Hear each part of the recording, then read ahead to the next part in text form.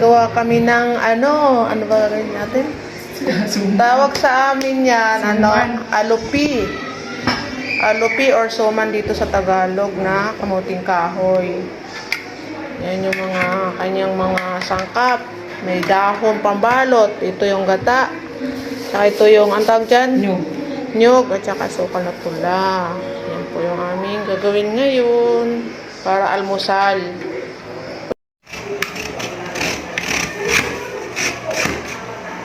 Kain ganyan ka mag... Dapat Yan.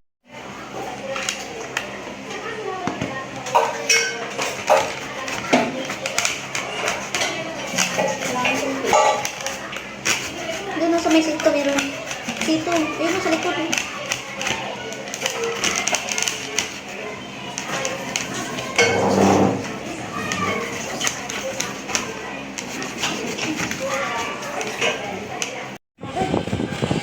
Yan, magpakahirap ka kasi gusto mo yun, di ba?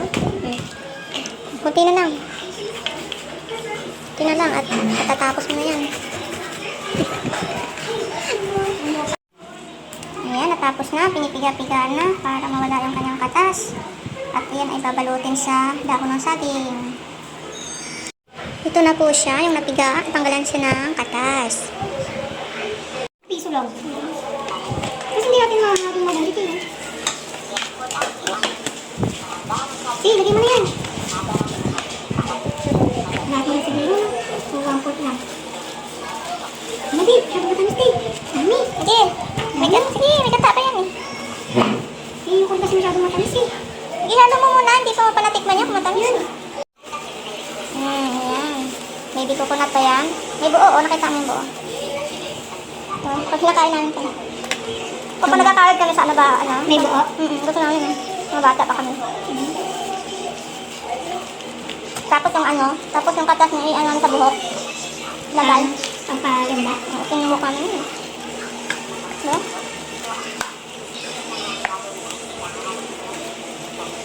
Kunti lang. Kaya mo na, baka pero parang hindi naman yan kasi nadaray ko masyado yung Sige, dagdagan mo pati. Para mahal mabuti. Yan.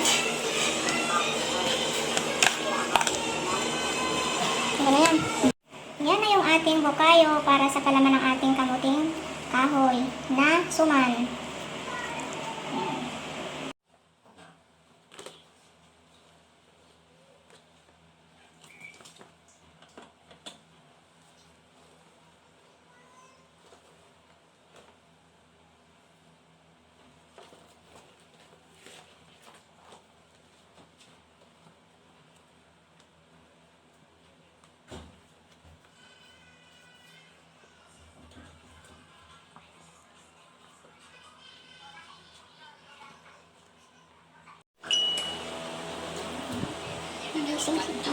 Hindi malayo. Kaya na siguro. Guys, magagawa tayo ngayon ng kamuting kahoy na suman. Ito na yung aming mga ginagawa. Palaman na ang dyan. Buhayot mo kayo. Ito pwede ka yung ngayon maliit lang diba? Mga ganito lang. Masyado naman siguro. Okay na kasi makikita mo nga ito nakalagay ako. Hindi, i-ano mo muna. Sige, bago natin gupitin. Maglagay ka muna bago ka mag-gupitin. Ang hirap naman ito.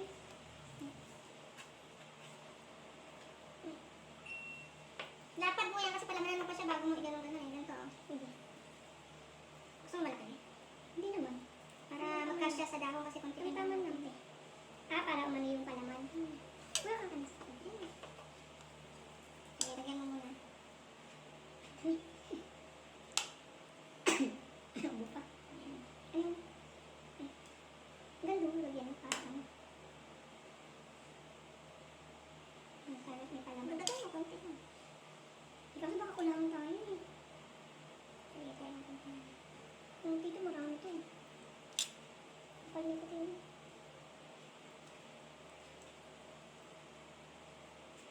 Kunti yung dahon natin. Yung kasya.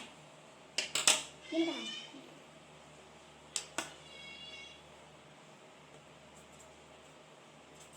Na ganyan. Kapal mo ng ano yun. Kapal mo laki ng dahon.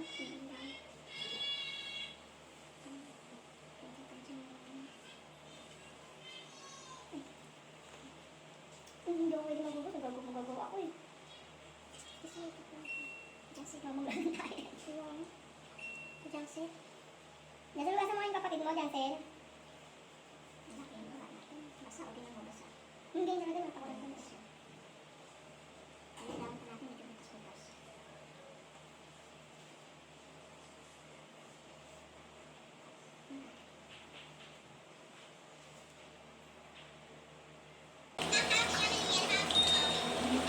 Laki na yung dahon ko.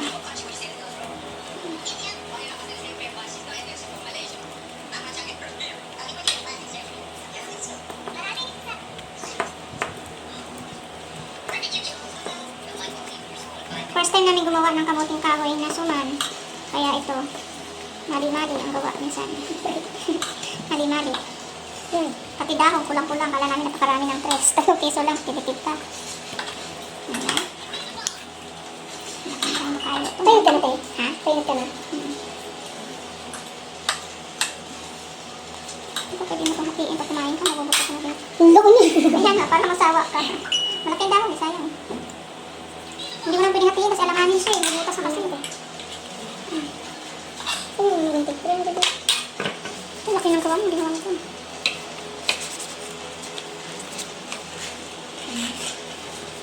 Ayan.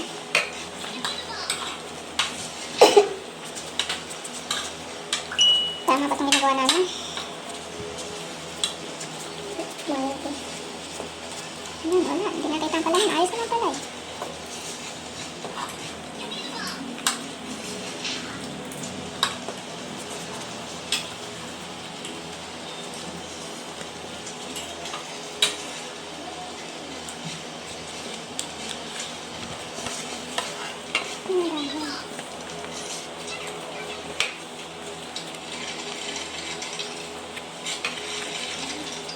Sawa ka dito sa laki nito. Laki nito. Aba, napakit ko siya para sure na hindi siya na talaga sira.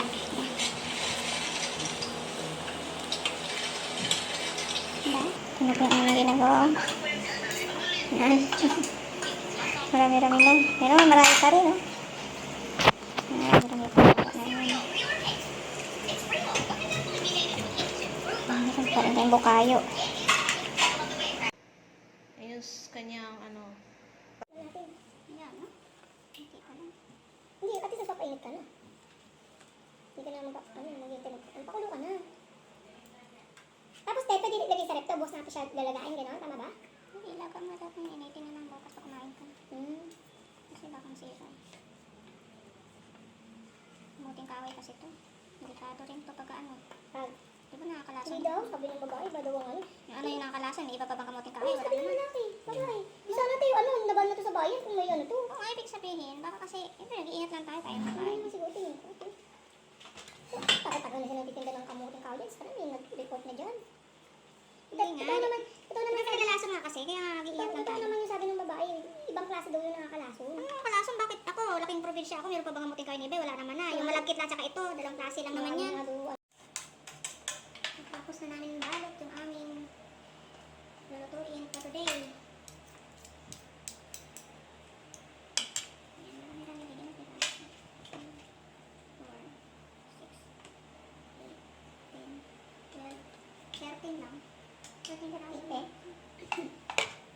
peraso. May natira kaming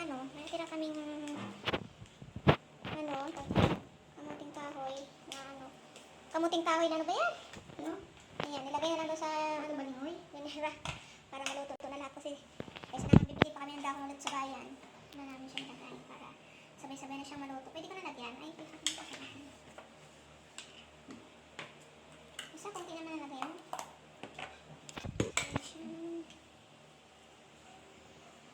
Ayan na nga guys. Kumukulo na yung ating spag-skin dyan. Patungan natin yung ating, ayan, kumukulo na siya. Ating ginawa na kamuting kahoy. Kamuting kahoy na suman. Ayan. Lagay natin siya para maluto na siya.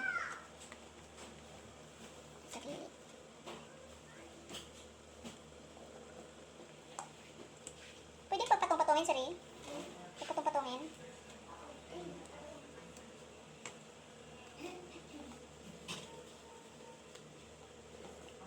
Ayan, tapos hintay na lang natin sa mga luto. Tapan na lang natin muna siya.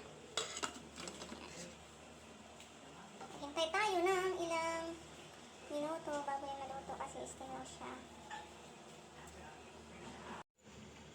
Init pa ako na ito. Tingnan natin kung luto na. Tinidor.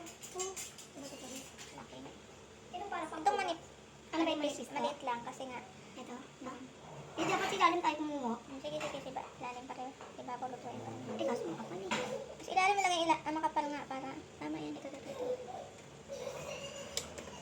Oh, balik mo yun. Balik mo. Tumalikis to eh. Oh! Ay, putot naman!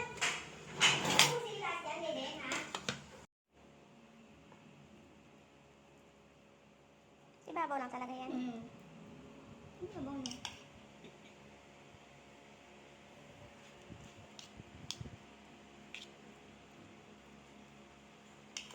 Tira-tira. Meron pa doon ah, din. Tinalan mo pa. Ano pala? Sige, patungan sa ibabaw. Oo, ganun mo eh. Ano ba konti ito? Oo, konti isa. Luto na ba? Ayan. Luto na yan guys. Pag nagluto kayo, siguro gawin nyo talaga saktong 30 minutes para sure kayo. Pero ito luto na kasi nakainan na namin yung isa. Kaya tanggalin na natin.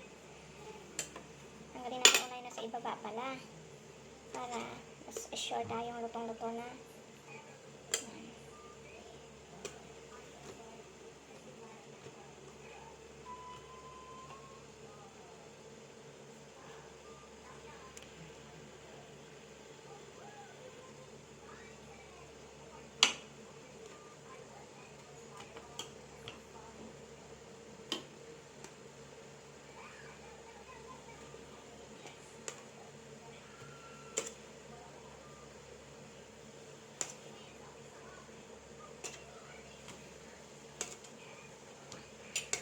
Tapos susunod natin yung natira doon na lulutuin pa.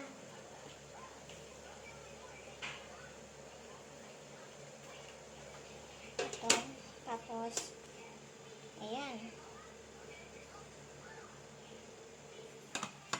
Hintay ulit tayo ng mga saglit lang siguro yan kasi nga init naman yan. Ayan na po siya. Luto na po siya. Luto na po siya. Kainan na po siya.